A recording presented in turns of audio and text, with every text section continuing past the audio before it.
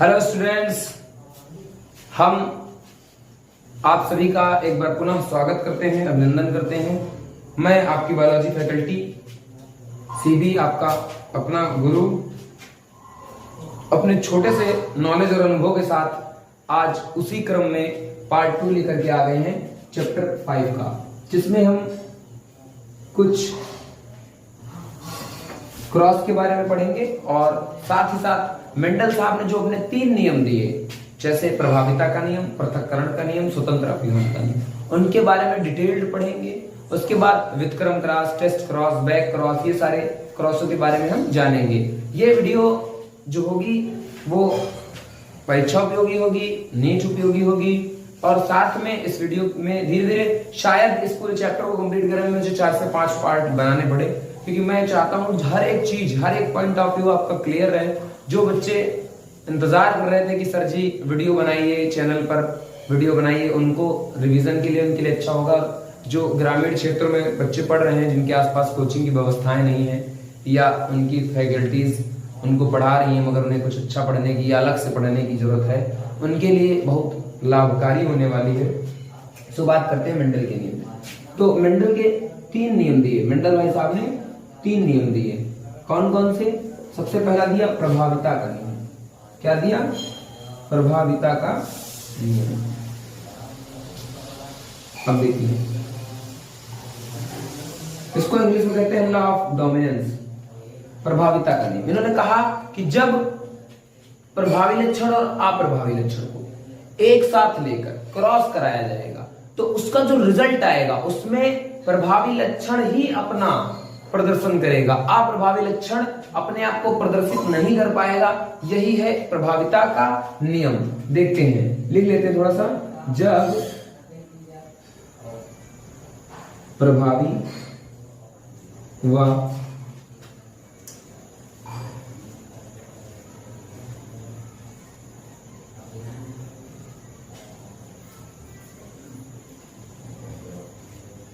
अप्रभावी लक्षण को साथ लेकर क्रॉस कराते हैं तो इजीएस्ट वे है याद करने का, प्रभावी लक्षण अपना प्रदर्शन करता है,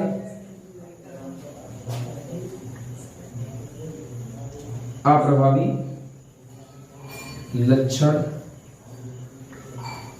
अपना प्रदर्शन नहीं कर पाता। बहुत सिंपल सी डेफिनेशन दी मैंने। जब प्रभावी और अप्रभावी को एक साथ लेंगे तो क्या होगा? प्रभावी वाला, जैसे हम, याद है आपको फर्स्ट पार्ट में, अगर आपने देखा, अगर फर्स्ट पार्ट नहीं देखा तो भाई मैं तो कहूंगा जाइए और फर्स्ट पार्ट को वॉच करिए, क्योंकि वो ज्यादा जरूरी है। तो हम बात करते हैं अपना, याद करें वो एक संकर संकरण जो कराया था, मोनोहाइब्रिड क्रॉस। क्या था? मोनोहाइब्रिड। अब इस मोनोहाइब्रिड क्रॉस को अगर देखो तो याद करो हमने क्या लिया था? लंबा और बौना, ये लिया था, ये लिया था ताल, और उसी का अप्रभावी लिया था डॉल्फ, है ना?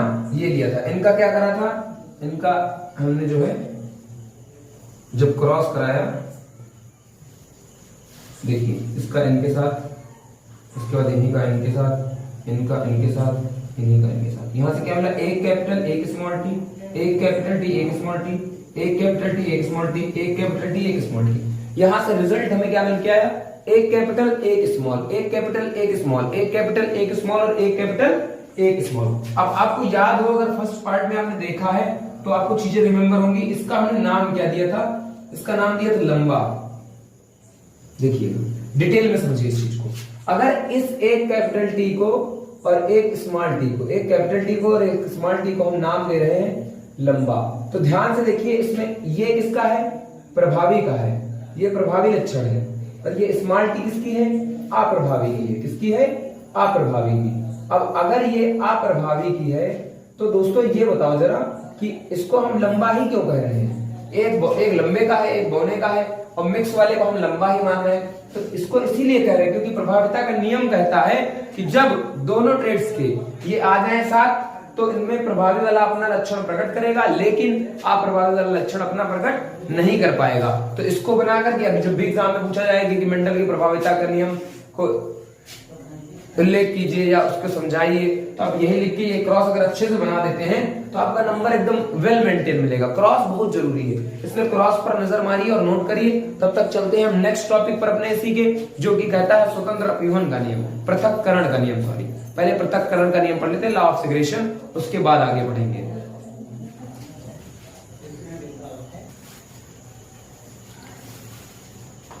सो दोस्तों स्क्रीन पर आपने देख लिया कि हम सेकंड लॉ पढ़ने वाले हैं, युग्मक की शुद्धता अथवा कारकों के पृथक्करण का नियम या विसंयोजन का नियम, या इंग्लिश में कहते हैं लॉ ऑफ सेग्रीगेशन।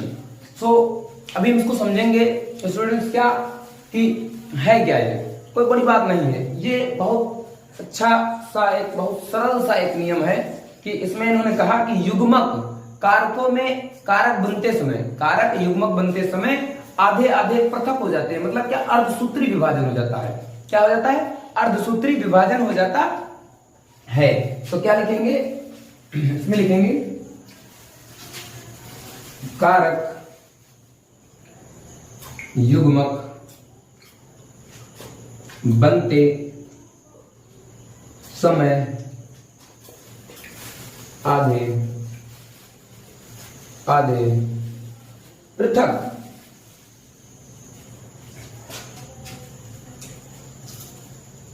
होकर एलील बनाते हैं।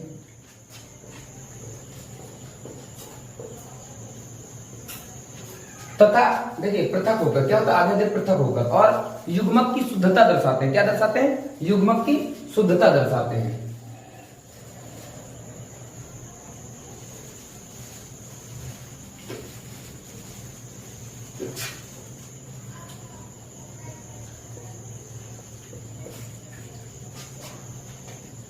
देखते हैं कैसे है।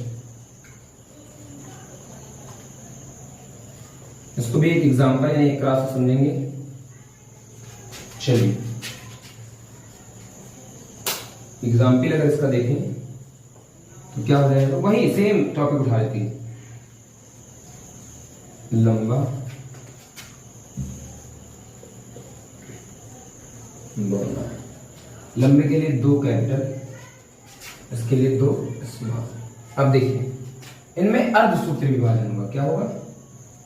अर्धसूत्री विभाजन। आपने सुना होगा, पढ़ा होगा, अर्धसूत्री विभाजन और समसूत्री विभाजन। जब समान बटे तो समसूत्री विभाजन, जब आधे आधे बढ़ जाए तो अर्धसूत्री विभाजन। यहां लिख देते T T, small T small T. अब देखिए ये क्या हुआ? अर्धसूत्री विभाजन हुआ। क्या हुआ? अर्धसूत्री विभाजन, है ना। अब देखिए कारक थे तो क्या थे? टीटी थे, स्मॉल टीटी थे। जब ये बटे, अब देखो युग्मक बनते समय, अभी युग्मक है, ये क्या करेंगे? क्रॉस करके क्या बनाएंगे भाई? ये हैप्लॉइड है, ये डाई हैप्लॉइड बनाएंगे। तो एक इसका लेंगे, एक इसका लेंगे, तो डाई हैप्लॉइड बनाएंगे, है ना। तो ये क्या था कि युग्मक, कारक युग्मक बनते समय आधे आधे पृथक होकर एलील बनाते हैं और युग्मक में चले जाते हैं, है ना। अलग अलग हो जाते हैं और युग्मक में चले जाते हैं। तो ये आप हो गया ये, इसका आप ये बना देंगे क्रॉस, नंबर पूरा आपका पक्का। अब चलिए पढ़ते हैं तीसरा नियम, नोट कर लीजिए फटाफट। चलिए देखते हैं हम तीसरा लॉ, स्वतंत्र अपव्यूहन का नियम, लॉ ऑफ इंडिपेंडेंट असॉर्टमेंट को देखते हैं यार। बहुत ही प्यारा नियम है। इसमें देखिए, इसमें बस डाई हाइब्रिड क्रॉस की जरूरत लगेगी। किसकी जरूरत लगेगी? डाई हाइब्रिड क्रॉस की जरूरत लगेगी।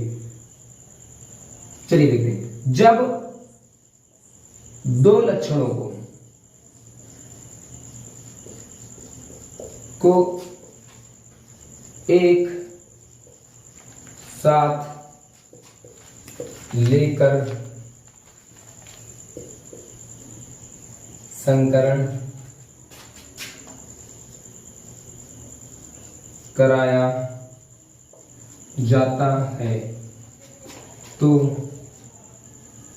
लक्षणों के जीन पृथक होकर, देखिए क्या है, जब दो लक्षणों को एक साथ लेकर संकरण कराया जाता है तो दोनों लक्षणों के जीन स्वतंत्र रूप से दोनों, तो अच्छा तो लक्षणों के जीन दोनों कर लीजिए, तो दोनों लक्षणों के जीन पृथक होकर या स्वतंत्र रूप से लिख दीजिए, पृथक होकर मत लिखिए, स्वतंत्र रूप से अलग अलग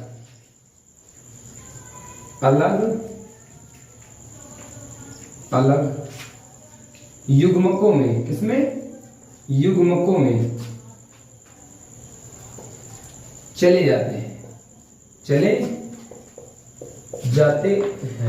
अब देखिए क्या कर रहे हैं, डायहाइब्रिड क्रॉस ले रहे हैं, दो लक्षणों को ले रहे हैं, दोनों लक्षण क्या करेंगे, अलग अलग युग्मकों में चले जाएंगे, अलग अलग युग्मकों में चले जाते हैं और प्रत्येक लक्षण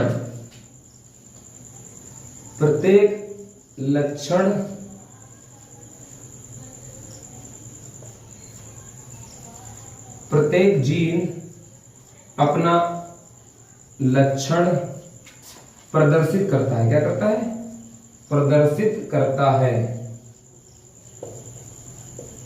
ये बात हो गई। अब देखो इसमें नोट लगा के क्या लिखेंगे, जब लक्षण का जीन दूसरे लक्षण के जीन को प्रभावित नहीं करता है, इसमें क्या करेंगे, नोट लगा के लिखेंगे इसको, एक लक्षण का जीन दूसरे लक्षण को प्रभावित नहीं करता है। अब देखिए इसका एग्जांपल तो हम लिख नहीं सकते, मगर कह सकते हैं क्या, ये इसकी डिफिनेशन हो गई। एग्जांपल इसलिए यहां पर नहीं लिख सकते क्योंकि अगर एग्जांपल यहां पर लिखेंगे तो मैं क्या, तो जगह नहीं हो जाएगी। चलो देखते हैं। देखिए एक लक्षण का जीन दूसरे लक्षण को प्रभावित नहीं करता, अगर प्रभावित कर देगा तो नियम कौन सा लग जाएगा, प्रभाविता का, इसलिए प्रभावित नहीं करता, इंडिपेंडेंट है, तो इसलिए कौन सा लग रहा, लॉ ऑफ इंडिपेंडेंट असॉर्टमेंट। चलिए एग्जांपल को नजर मारते हैं, थोड़ा सा एग्जांपल देखिए, छोटा सा, दो कैरेक्टर लेना है, आप ले लीजिए गोल और पीला, ठीक, ये हो गया। अरे मैं रफ करके कर देता हूं वरना दिखेगा है नहीं, है ना, आप इसको नोट कर लीजिए, मैं रफ कर देता हूं।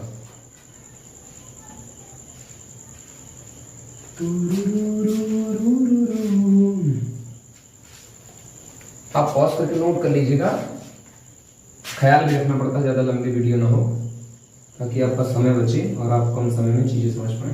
देखिए गोल और पीला, याद करिए वो डाइहाइब्रिड क्रॉस, क्या याद करना है, डाइहाइब्रिड,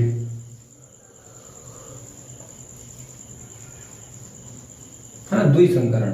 अब देखिए गोल पीला लिया तो इधर क्या हो जाएगा, गोल का हो जाएगा झुर्रीदार, तुम्हारा झुर्रीदार और हरा, दो कैरेक्टर हैं, गोल एक पीला, गोल के लिए राउंड लेते हैं और पीले के लिए येलो लेते हैं, तो इधर क्या हो जाएगा, ये हो जाएगा और ये हो जाएगा।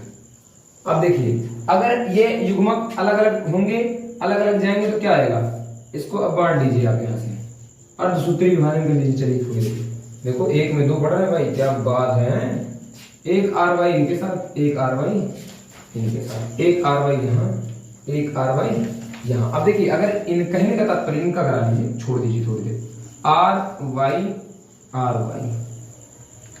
ये, ठीक। अब देखिए इसका जो रिजल्ट है इसको हम क्या कहेंगे, गोल और पीला कहेंगे, क्या कहेंगे, गोल पीला। ऐसा नहीं कि सिर्फ गोल कहेंगे, ऐसा नहीं सिर्फ गोल कहेंगे, तो इसको हम गोल पीला कह रहे हैं। इसी बात को ये कह रहा है कि क्या, कि जो जब दो कैरेक्टर्स को एक साथ लेकर के क्या कराएंगे, डाइहाइब्रिड क्रॉस कराएंगे। डाइहाइब्रिड मतलब दो कैरेक्टर, तो दो कैरेक्टर्स को एक साथ क्रॉस जब करा रहे हैं तो दोनों कैरेक्टर अपना लक्षण प्रदर्शित कर रहे हैं, गोल पीला। तो इसी को इन्होंने कहा, और ये F1 जनरेशन है, और आपने जो पुनेट स्क्वायर में बनाया था, है ये फर्स्ट एलिल जनरेशन है, पुनेट स्क्वायर में सेकंड एलिल जनरेशन बनाई भी थी हमने, और सीखा भी था कि कैसे रेशियो आया था। हालांकि किसी ने कमेंट किया नहीं तो मुझे लगा सब लोग समझ गए होंगे, तो इसलिए मैंने बताया भी नहीं कि कैसे जोड़ा गया था, है ना। और बाकी अगर कभी भी आपको जरूरत लगेगी तो मैंने आपको कल इंस्टाग्राम का अपना आईडी बताया था, वहां से आप जाकर के यूजर आईडी से मुझे बता सकते हैं, और मैं इसके नोट्स भी आपके हैंड रिटन नोट्स प्रोवाइड करा दूंगा, जिससे आपको बहुत मदद मिलने वाली है बोर्ड एग्जाम में। तो ये हो गया हमारे इस प्रकार 3 नियम हो गए कंप्लीट। अब हमें पढ़ना क्या है, व्युत्क्रम संकरण, परीक्षण संकरण। इन पर बच्चों के बड़े डाउट रहते हैं कि सर क्या होते हैं ये, है ना। उसके बाद फिर अपवाद पढ़ने हैं इनके, मंडल साहब के कुछ अपवाद भी रहे, और अपवाद सिर्फ केमिस्ट्री में नहीं होते दोस्तों, अपवाद कभी कभी बायोलॉजी में भी होते हैं, है ना। और आपको आप अपना एक सफर को ना तय कर लीजिए, एक मंजिल को मान लीजिए, और सक्सेस होके आपको दिखाना है, और आपका अपना, अपने घर वालों का, अपने स्कूल का, और साथ साथ अगर हो सके तो थोड़ा बहुत हमारा भी नाम बनाना है। अब कुछ क्रॉस के बारे में हम पढ़ेंगे जो बोर्ड एग्जाम है, जैसे व्युत्क्रम संकरण।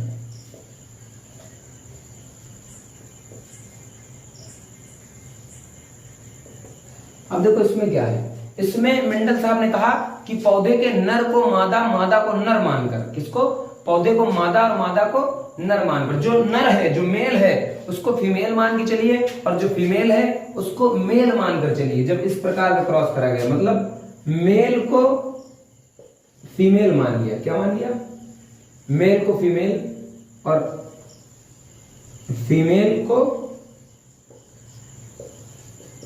मेल,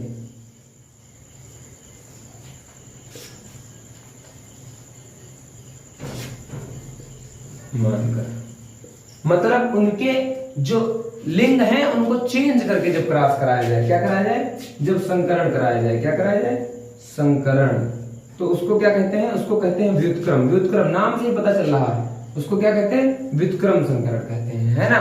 तो ऐसे ही हमें प्रतीप संकरण पढ़ना है, ऐसे ही हमको क्या पढ़ना है, प्रतीप संकरण। तो ये व्युत्क्रम संकरण है।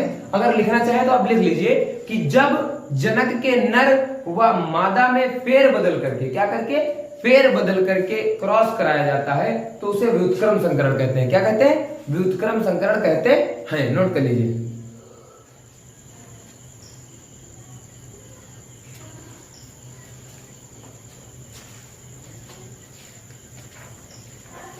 उसके बाद मिलेगा आपको प्रतीप संकरण। प्रतीक मत लिख देना, प्रतीप लिखना, प्रतीप।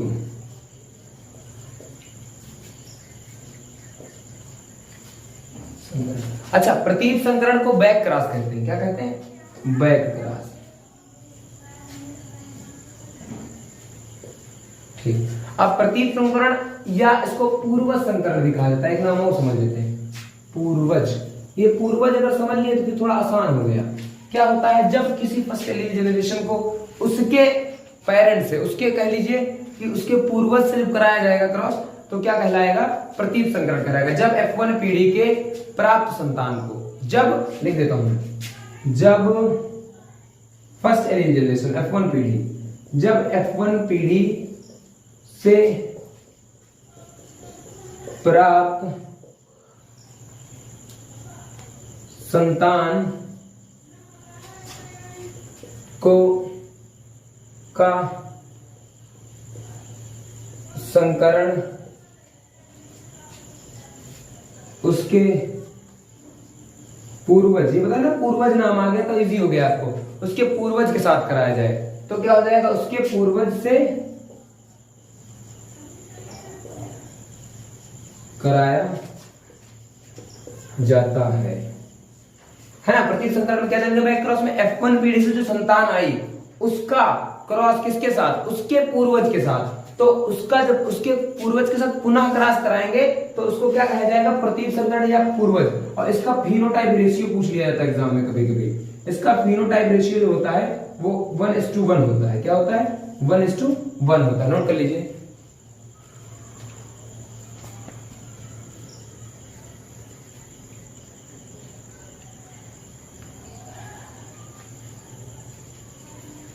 इसी कड़ी में एक और कर लेते हैं, परीक्षण संकरण।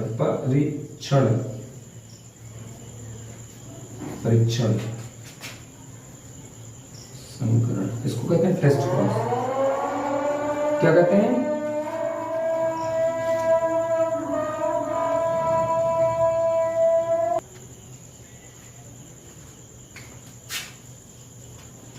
Test cross.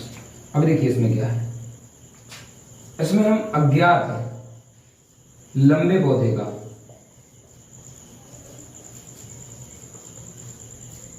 पौधों का जीनोटाइप, बहुत इजी है, जीनोटाइप जानने के लिए टेस्ट क्रॉस का सहारा लेते हैं। किसका सहारा लेते हैं? टेस्ट क्रॉस कराते हैं, टेस्ट क्रॉस कराते हैं। देखिए क्या है, जैसे अज्ञात लंबा पौधा कोई, और उसके किसका जानना है हमें? जीन का जानना है, जीनोटाइप का, है ना, जो लक्षण दिखता नहीं, सिर्फ हम पता लगाते हैं उसके बारे में, तो उसको क्या कहते हैं? उसको कहते हैं जीनोटाइप, है ना। और जीनोटाइप जानने के लिए क्या करते हैं? टेस्ट क्रॉस कराया जाता है। अज्ञात लंबे पौधे का जीनोटाइप जानने के लिए टेस्ट क्रॉस कराया जाता है। मतलब कि अगर नोट्स की हम बात करें तो यहाँ पर क्या होगा, यदि F1 की पीढ़ी के सारे पौधे, कैसे, फर्स्ट एलिन जनरेशन के सारे पौधे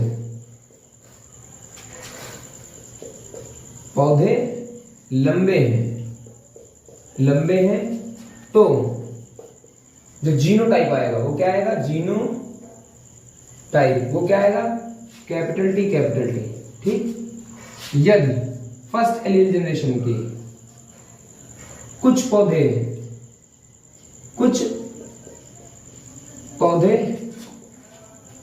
लंबे व कुछ बौने हैं, तो जीनोटाइप क्या आएगा?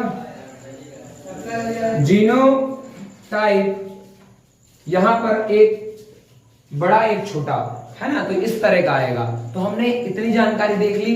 अब हम कल अपने नेक्स्ट वीडियो में यानी टॉपिक नंबर 3 में, या पार्ट 3 में बात करेंगे मेंटल साहब के जो अपवाद है, जैसे सह प्रभाविता, है ना, बहुविकल्पता, इनके बारे में जानेंगे। तो आज का वीडियो इतना, आपने मेंडल्स के लॉ पढ़े, परीक्षण का रास पढ़ा, व्युत्क्रम का रास पढ़ा, प्रतीक संकरण पढ़ा, और आई होप की वीडियो आपको अच्छी लगेगी। आप देखिए, वॉच करिए पूरी वीडियो का, लेकिन फर्स्ट पार्ट को जरूर देख लीजिएगा। फर्स्ट पार्ट को देखेंगे और अगले 2 पार्टों में या 3 पार्टों में अच्छे से मैं वीडियो को पूरा एक चैप्टर कंप्लीट करा दूंगा। और जिसको भी नीड होगी कि हमें हैंड रिटन नोट्स चाहिए सर के, तो हैंड रिटन नोट्स भी हम आपको व्हाट्सएप पर या इंस्टाग्राम पर प्रोवाइड करा देंगे, है ना। बट आप पढ़ते रहिए, हंसते रहिए, मुस्कुराते रहिए। तब तक के लिए bye bye, take care students. मिलते हैं पार्ट नंबर 3 में।